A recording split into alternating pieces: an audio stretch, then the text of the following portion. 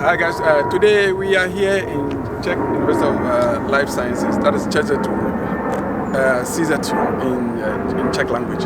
We will be discussing with some panelists or a guest of us today, Mr. Donatus, regarding studies in Czech Republic as a foreign student, how it is, an application process, as well as opportunities after graduation. Good. Yeah, like I did introduce that when we were at the entrance of the campus, I said we will be talking to Donatus, so we are going to have a discussion regarding studying abroad or studying in Czech Republic. So the discussion is going to be centered around it. So I have Donatus with me here. Mr. Donatus, welcome. Thank you. Okay, so can you tell me your background and where you grew up? Well, if you see my background, I don't understand what you mean by that.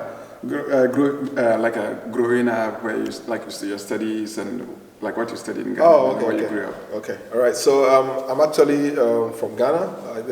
Probably you said it already, and from the Volta region of Ghana. I did my secondary education. I studied science. Then from there I went to Kenya University to study physics. Okay. Then from there I came here for my master's in natural resources and environment. If that is okay. Yeah. Kenya University. Yeah. Which hall were you? I was in Katanga. Oh, okay. So the boys' hall. I guess. Fellow.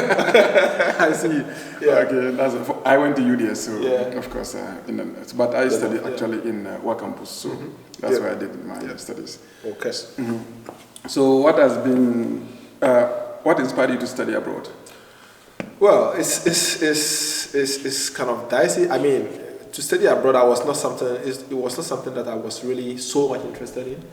At the point, I knew that I will probably come abroad to study, but I was not really so much, pushing it like some people will do. Yeah. When I finished my national service, I was working in Environmental Protection Agency of Ghana, EPA. EPA. So that was why I got this opportunity. I got some link somewhere that there is some scholarship somewhere, and I tried to apply for it. And it was Czech government scholarship that was being offered to some African countries and some Asian countries as well. So at that time, Ghana was part of it. So I applied, and that brought me here. Okay. Yeah, I think we did have a similar experience or similar situation because I was also working full time as a teacher after graduating. Because I already had a diploma in education before. Yeah. So I actually went to Wesley College, and I'm currently Wesley College of Education. Yeah. Or maybe now they call it University of Education, something like that. So then after that, I went back to study again. So I went to UDS after graduating. Yeah. I decided I went back to work as a teacher. So, like on my part, my situation was quite different.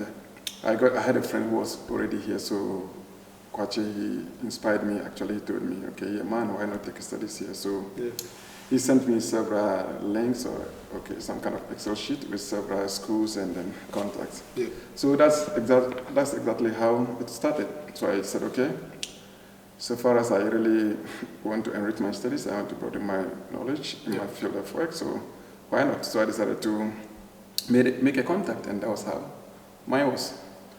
So let's look at it. What has been your biggest challenge so far? Like, since when you came to study, what has been your biggest challenge, and how did you overcome it? Well, in Czech Republic over here, the biggest challenge is the language, actually. I think every other student will say the same thing. Yeah. Of course, we have cultural differences. The way Czechs behave is different from how we behave in Ghana as well. Yeah. But I think the biggest challenge is the language, because there are official government offices and the visa offices, immigration offices, and other things. If you really want to communicate with them and understand what they are doing, or if you want to communicate with them, or you want to get a well structured answer from them, then you need to speak the language. Yeah. So the language has been a problem. I guess almost every foreigner who doesn't speak Czech language might have gone through a similar situation. It's just horrible. Yeah, and it's very difficult as well. The language is a very difficult language. I tried. I picked it as a course during my master's, but I just did an A1 and that was it. And that one too was a struggle, actually. I didn't like it that you did A1. Yeah. I'm still struggling with it, so. Yeah. Yeah, so I don't know how to explain, I also had similar situation, but for me, my biggest challenge was first of all, the weather. Of course, as you know, I am from the tropics. So the weather has always been hot, like warm and hot at times, or mostly even hot. So coming here in September, from maybe a temperature of 30 degrees, and all of a sudden I found myself here and the temperature was around, I don't know what it was around 18 or 20, something like that. No, that time it was around 10. So, yeah, it was getting down, but trust me, it was very cold for me. Till today, the most horrible experience I've had in Czech Republic has been a night in September where I went out. Man, my ears were frozen. Till today, I still remember. If you touch it, it's so numb.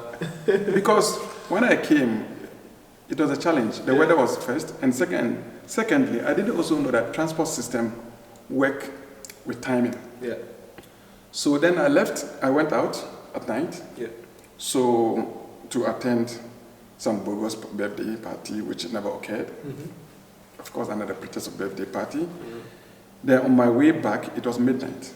And I didn't know that even midnight, the buses goes like, there are some huge, 30 minutes, 1 hour. 1 hour intervals, And in our part of the world, when you are going somewhere, sometimes it's easier to stop a taxi.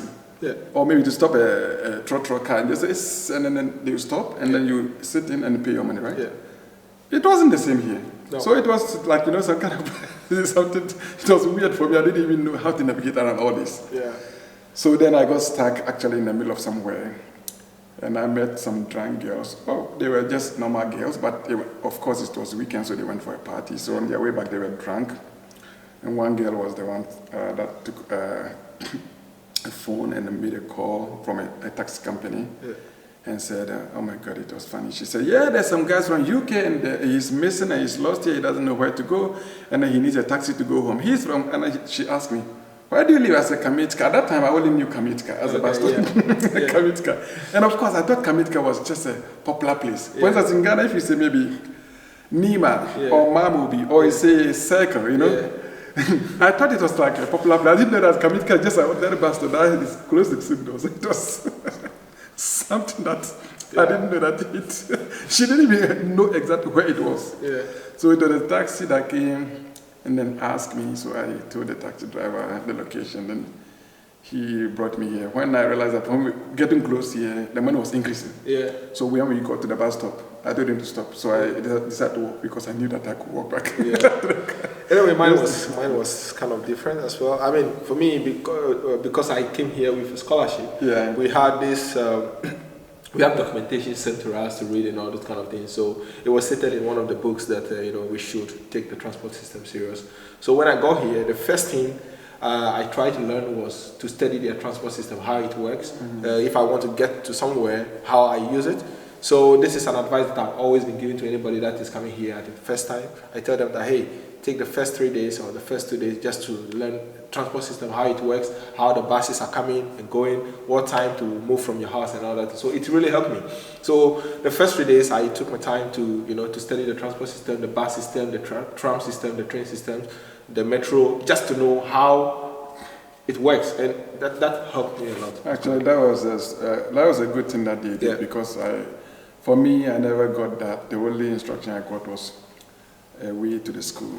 So the way to the school was from the airport. And they said you should take bus 19, I don't know, something like 191, I think. Exactly. When you get to the Davidka, you get down, you take a bus, and then you get here. You go to Nadrazi Veleslavin, then pick a metro to the Visca, you take bus 107 or 147. That was the only thing I got. But so I never got a well-inclusive description of the situations like you got. So it was quite different.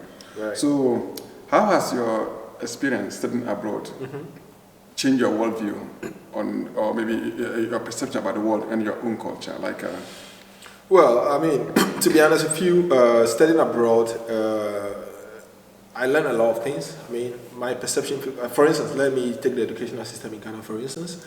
In Ghana,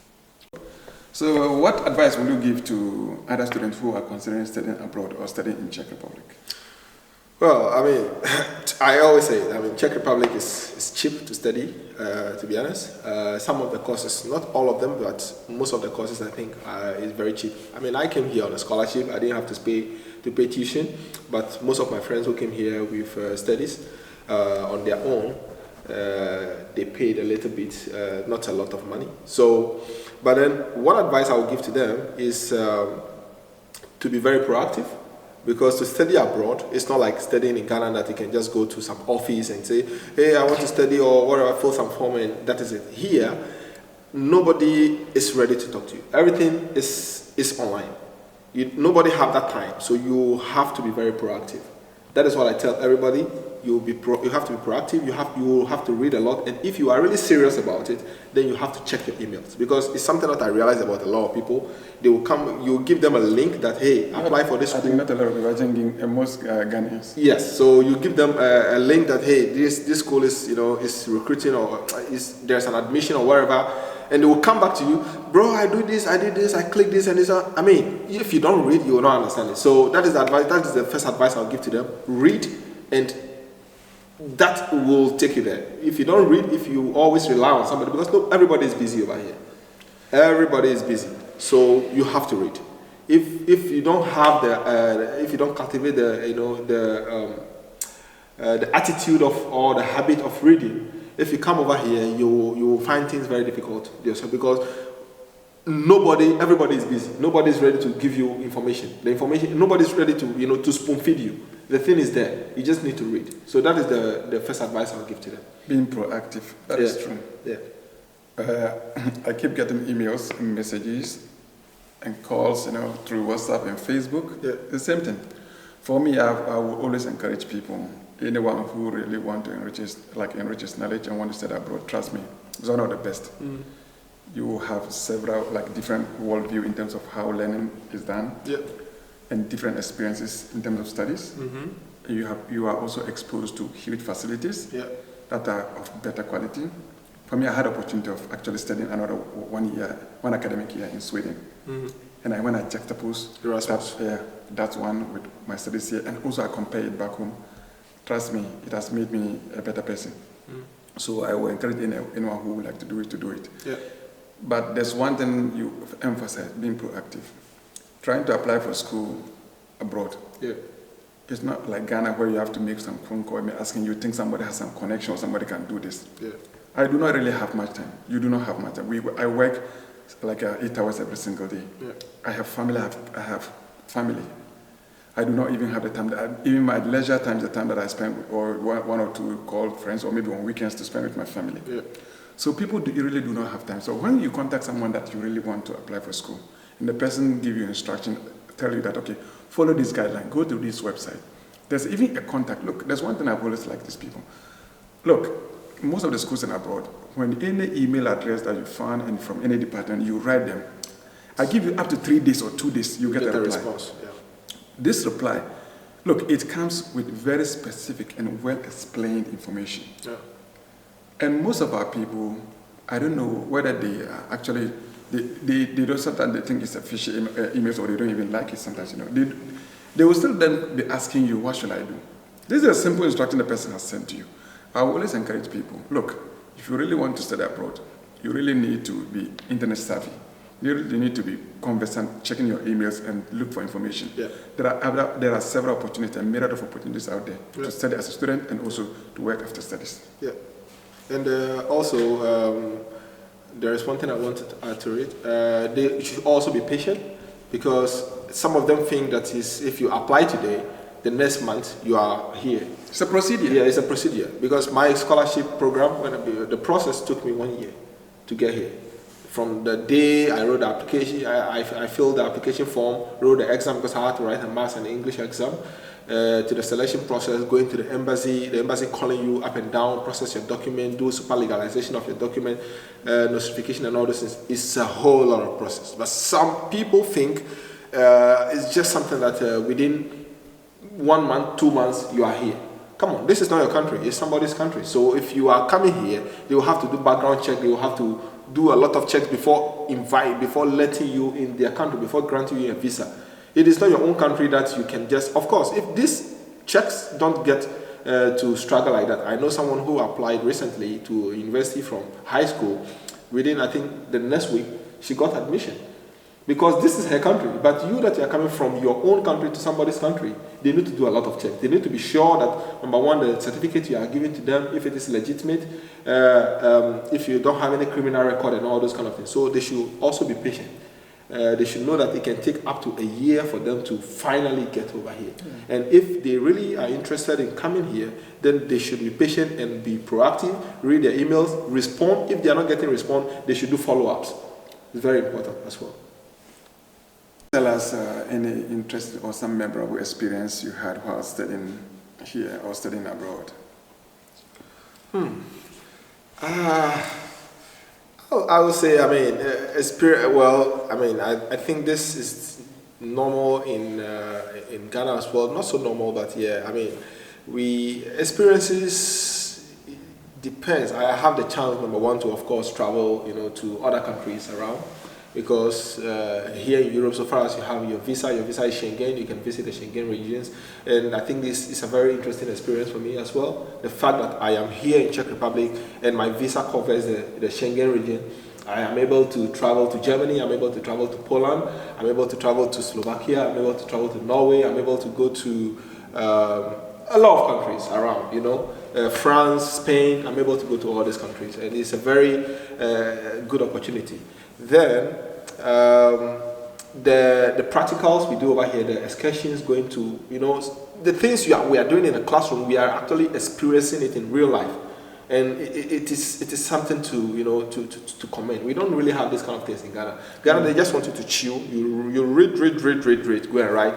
Can you imagine, we were even talking about this in the last time, that you are writing C++, a coding exam.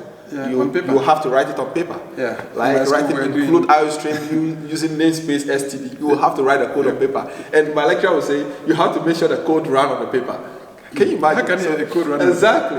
So here we have the machineries, we have everything. So far as they are teaching you something in theory, they make sure that there is, there is the practical options also available for you, so that you can, experience the practical part of what you are, learning in the theory. So I think this is one of the things that I will remember. When you tell me, like when you say writing a code, running a code on paper, I remember a similar situation when we were studying in my department. There were students who were doing GIS, and they were doing GIS examination, almost everything on GIS on paper. How can you run a software, a GIS program on a paper? I did GIS here. Trust me, it wasn't easy. It's a very complex program. It took me time. I had to even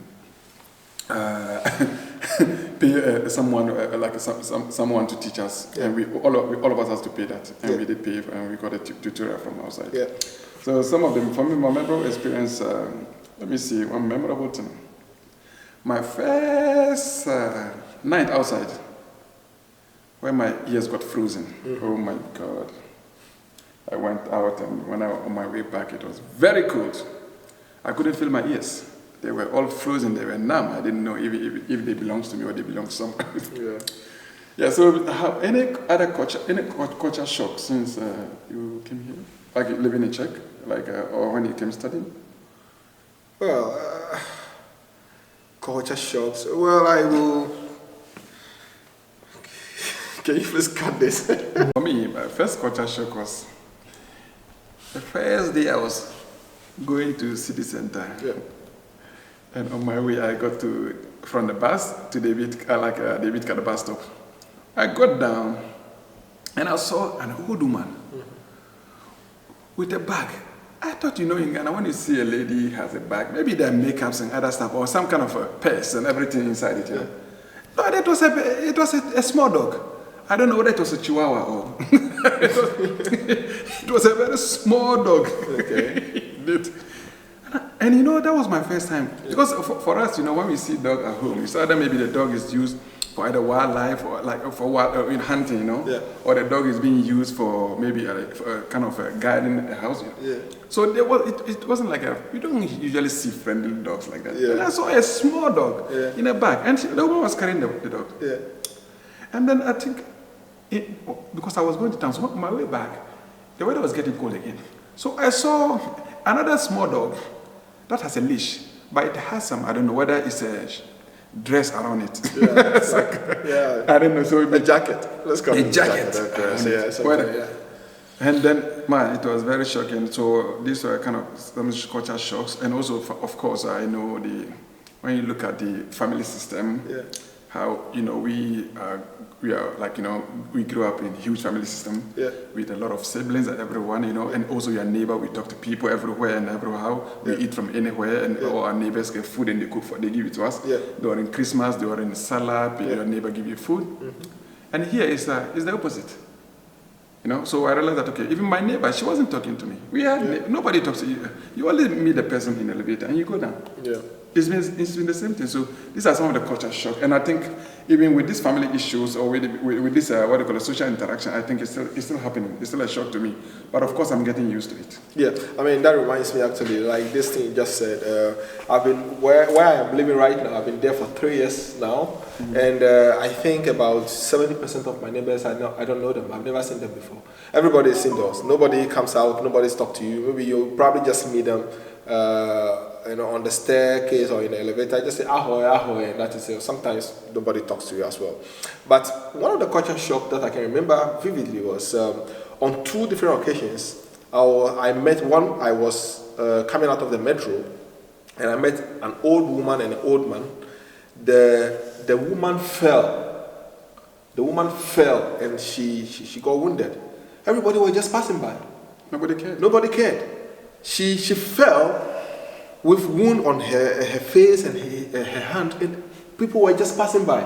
And later on, I got to realize that the reason why people pass by is nobody wants to be implicated. You don't want to touch the person. Maybe they might say you are the one who pushed her or something like that. That is the mentality they have. So that old woman fell, and I have to go and lift her up. Before I got to realize that the woman was a tourist with the husband, and they were all old. Oh, shit. People were just passing. Nobody cared. Then the second one was someone was riding a bicycle and he fell. I think there was a trek or something like that. That guy fell over there. People were just passing. Nobody stopped. And I was so shocked because you cannot do this in Ghana. Like, come on, like, of course, you see an old person or someone, not even an old person. You see someone who fell or someone who is in danger, you try to help the person. But here, no, everybody was just walking like nothing happened. Like, it was so normal. I was really shocked, It was crazy. Yeah. So how have you been able to connect with your colleague students here, as well as also some friends home, who are home? How do you connect with them? Do you really have some interaction or connection with some students here, or only back home? Oh yes.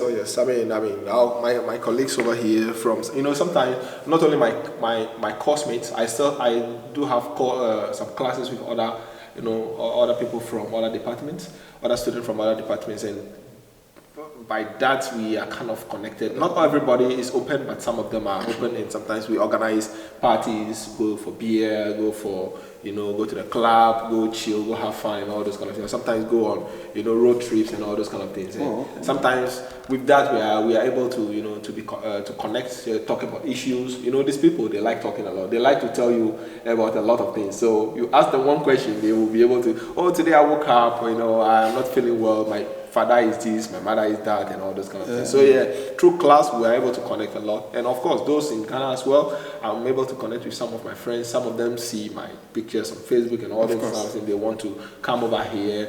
You know, we talk. I mean, with my help, I think about 3 people are here today because of me. I was able to guide them through the process on how to come, and for me, I was able to. I do connect with my friends back home, of course, with the help of social media. This Facebook and WhatsApp, Instagram. And this current Instagram. TikTok. you have to put picture there for validation, trying to make someone, if you're having good time, you want someone to know that you're having good time. How can somebody be having good time and still be able to take pictures? So you see this kind of, so we connect through these levels and we do share, like, talk, and then sometimes the old days. Yeah. However, here it's not been that way because here there's a student culture which is quite different from back home and also quite different from to Sweden. Yeah. Here, because most students work, so when lectures close, the person might be in a hurry to go to work. So they don't have time. So as a result of that, they do not have time, and because of that, you may not be able to have that much of connection, except when maybe they have nothing to do on those days. Yeah. So your interaction interaction with them is quite limited. Yeah. Except students who do not work, but here, I think from 18 years or people, even from those doing the bachelor's degree, even to the master, almost everyone has a job. Part-time, so that kind of student relationship is not actually that much as compared to back home when we were in Ghana. Of course, we don't work. So after school, we are close friends and we do interact. But also with Sweden, it's different because the Swedish system provides what they call it stipends for students. Almost every student, even foreign students have them. So as a result of that, most of them don't work. So because, it's also tough to work, to study there. So because of that, because they do have like a 30 credit course, 15 credit course, for a year. I was taking 15 credit courses within half a semester. Yeah, I was taking 30 credit course. So it's really tough. It's like we are in entire. That's a full-time job. Yeah, it's like a full-time job. Yeah, it's a full-time job. So, and also you are involved in practicals, you are involved in presentation. So you really don't have that time to work. To work. Yeah. So the only thing you do is that after that you go to pubs. So usually, and then in Sweden they do have student pubs, which you get discount when you shop there. Like we buy food or you buy. Yeah. So usually it's good that you are a member of a nation or a fraternity. Yeah. So with a card you can buy food from all these nations or all this fraternity restaurant, and they have accommodations, so you can shop from there and it's usually cheap. So if you look at all with Sweden you can have it. Here it's limited because students work. Yeah. Because most of our courses are just like 10 credits, 7 credit or 5 credit. So we have enough time to also work. Yeah. It will also be good to mention that we don't have SRC president. We don't have student leadership over here. Yeah. Like in Ghana, that you have to elect SRC president, SRC secretary, and all that. We don't have those kind of things over here. Everybody is equal. There is no student leadership. I mean, we don't even have class reps. No. Everybody, so we don't have those kind of things that we have in Ghana. We have to go elect and every department has a leadership, has executive. We don't have those things to them. Just go to your class. And then that is where the corruption begins. We don't have those kind of things over here. So let's see, what final message will you give to people who would like to study abroad, or who would like to take up studies in Czech Republic or any other country? Oh, they should come. I mean, I always tell my people, like all my friends, like I'm always encouraging anybody to come. And first of all, like I want them to come because sometimes when we are talking or we are chatting, I feel like sometimes when I'm telling them certain things, they don't really understand it. They don't. Some of them think maybe I have changed in some ways because some things that I used to take as normal. I'm not going to do. I don't do them again. So some people feel like it's just because you went abroad or you went to Europe, so your behavior has changed and all this. But it's just because I think those things that they expected me to do, I feel like it is not right because when I compare the behavior over there and the behavior over here, it's different. And I'm a good person. I'm able to tell. It's a different culture. Exactly. So of course, in that culture, it is okay. Yeah, it is okay, but in this culture, yes. When you look at it, sometimes you analyze the situation. Maybe based on the situation they found themselves. No, that culture. No, don't get me wrong. What I'm trying to say is, for instance, let's say the last time I went to Ghana, or not the last time, like the last 2 years when I went to Ghana, I was in a trotro. Okay, when I finished drinking my pure water, I put it in my pocket. Okay, there was one man at my back, made a comment. He was like, this thing that everybody has been putting on the floor, you are putting it in your pocket. You want to let us, you want to show us like you are the, that kind of thing. Because I came to a culture that is telling me that no, this thing is wrong, and I realized that it is wrong. Yeah. So I wouldn't do it again. So these are the kind of things I'm kind of talking about. For instance, I wouldn't like to be corrupt again. Because I see that, when you are going to offices, you want to do something, you want to do your visa or whatever, if they are taking 1,000 crowns, it's 1,000 crowns. You don't give money to anybody for anything. And, they have timeline for things. Okay, within 2 weeks, or they will give you dates to come and pick your form or to come and pick your whatever, or the product or whatever you're looking for. It is there. But in Ghana, they can tell you come after 2 months and you don't have it. You get my point. These are the things I'm trying to talk about. So I'm encouraging everybody to come and experience this kind of things, so that we can all change our mindset and our attitude and all those kind of things. So for me, I don't have any problem if anybody wants to come here and study. Of course, people should come and study. And the educational system over here is, of course, better than what we have in Ghana. So why not? Why would I say someone should come and study here? Okay, that's a good thing, because for me, I will always encourage people. Look, seek knowledge, even if it's far away in China. This is a quote from the Prophet. Yeah. It's Muhammad sallallahu alaihi wasallam. He said that we should seek knowledge, even if it's far away in China. I will always encourage people to enrich their knowledge, broaden their horizon. It changes your perspective of how things are done, your worldview. Yeah. Is changed based on the knowledge you acquire. Yeah. So I will always encourage people to do that. So I always look, anyone who contacts me, I tell them, look, for me, I do not give admission, but I can guide you. I can show you, okay, follow this procedure, and it will work. And trust me, that is the only way I can help, because I have no power. This is not in Ghana where someone can make some phone call, or somewhere in Africa or some other countries that someone can make call somewhere and make something change. Yeah. It doesn't happen there. So I always encourage people, okay, look. And I'll also be glad that the person is here. Of course, if you are my friend and you are here, I'll have a place to go. Now I get up every single morning. I'm stuck with my wife and my daughter, right? So we are just stuck there every single day. But at least I would like to also have my friends, and that kind of culture we see somewhere, we enjoy that moment. We don't have it. Yeah. But of course, that's why I always encourage people to look. Anyone who wants to study, I will encourage the person to come. It will change your worldview, your perspective of how things are done. Trust me, and there's one thing I've always said: if it's possible that people, like in Ghana, almost everyone have an opportunity to even spend 1 year, or maybe even 8 months or 3 months abroad, and maybe goes back home. Yeah. Trust me, we will be able to change things. Yeah. That is one thing, because there's some kind of sense of culture you learn, you get to understand why it is done and how it is done. For me, I will encourage people to actually do things like to take up studies abroad. Right. Okay. Maybe. Okay, so I think that will be the end of our discussion regarding on this topic. And thank you so much for coming. Thank you too, Sadiq. Yeah, please do subscribe to our channel. It's Objective Foreigner. And then please share to your colleagues who will be interested in also studying abroad. Not only that, we will bring you several content like we will be shooting several videos and we'll be uploading them. So when you subscribe to it, you are likely to be notified when you'll be notified when there's a new content. Thank you so much.